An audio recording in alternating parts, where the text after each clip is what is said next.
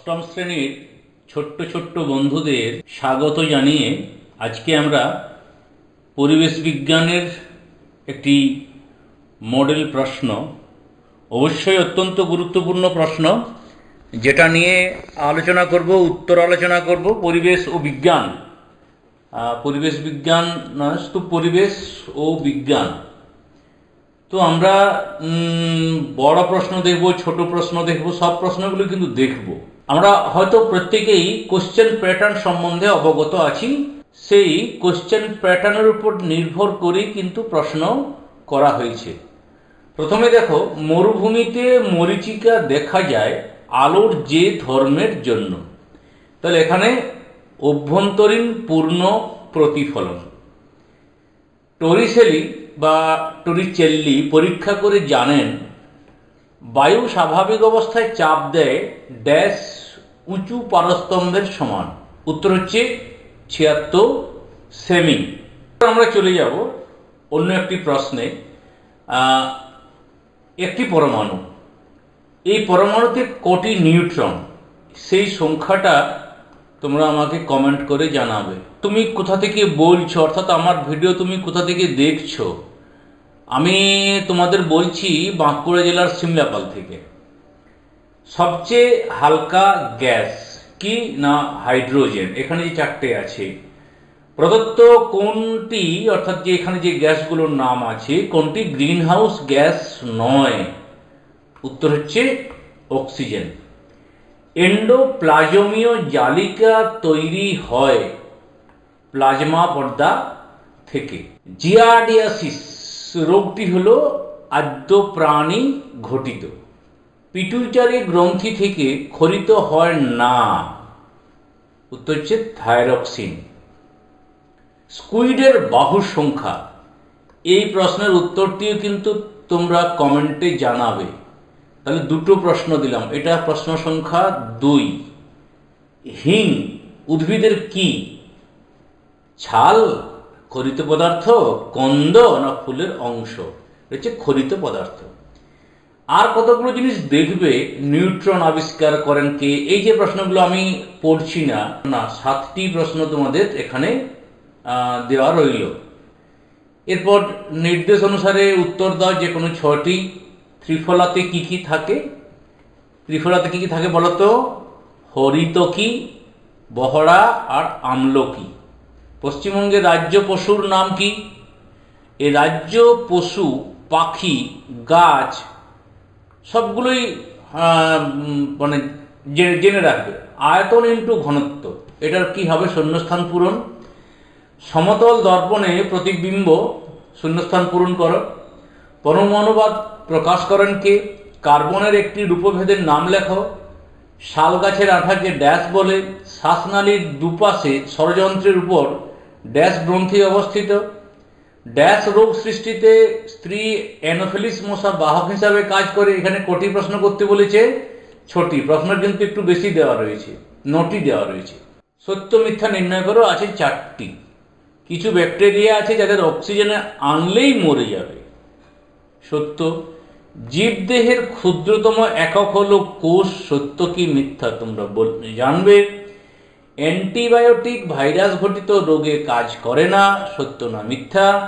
সমানুভূতি জীবন কুশলতার একটি গুরুত্বপূর্ণ দিক। অবশ্যই সত্য। তাহলে দুটো সত্য বলিলাম, দুটো ঠিক করে নেবে।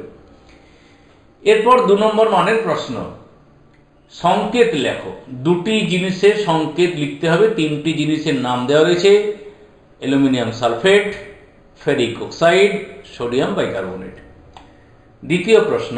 দুটি আয়না পরস্পরের সাথে ৬০ ডিগ্রি কোণ করে থাকলে আয়না দুটিতে গঠিত হওয়া প্রতিবিম্বের সংখ্যা কত? তৃতীয় প্রশ্ন। পরমাণু ক্রমাঙ্ক, ভর সংখ্যা কাকে বলে? অথবা আইসোটোপ এবং আইসোবারের উদাহরণ দাও। হাইড্রোজেনের দুটি রাসায়নিক ধর্মের কথা উল্লেখ করো। রাসায়নিক শিল্পে কার্বন ডাইঅক্সাইডের দুটি ব্যবহার লেখো। বায়োফুয়েল কাকে বলে? তাপন মূল্য বলতে কি বোঝো? মাইটোকন্ড্রিয়ার দুটি কাজ উল্লেখ করো। মাইটোকন্ড্রিয়ার ছবিটাও দেখে রাখবে। কি কারণে গলগণ্ড রোগ হয়? ইস্ট্রোজেন হরমোন কোথা থেকে নিঃসৃত হয়? ছত্রাকের দুটি বৈশিষ্ট্য লেখো। তারপর ইস্ট ও মিউকরের মধ্যে একটি মিল ও একটি অমিল লেখো। সংকটকালীন হরমোন কাকে ও কেন বলে? ইনসুলিনের কাজ কি? আলগাল ব্লুম কাকে বলে? অথবা ইনসিটু এবং এক্সিটু সংরক্ষণের মধ্যে দুটি পার্থক্য লেখো। খাদ্য প্রক্রিয়াকরণে অণুজীবের দুটি ভূমিকা লেখো। অথবা উদ্ভিদ কোষের কোষ প্রাচীরের বৈশিষ্ট্য ও কাজ লেখো। তুমি বলবে তোমাদের স্যারেরা স্কুলে নিশ্চয়ই এই প্রশ্নগুলো দিয়েছেন, বা আর কি অন্য নতুন কোনো প্রশ্ন দিয়েছেন কিনা সেটা তোমাদের সাথে মিলছে কিনা অবশ্যই একবার দেখে নেবে।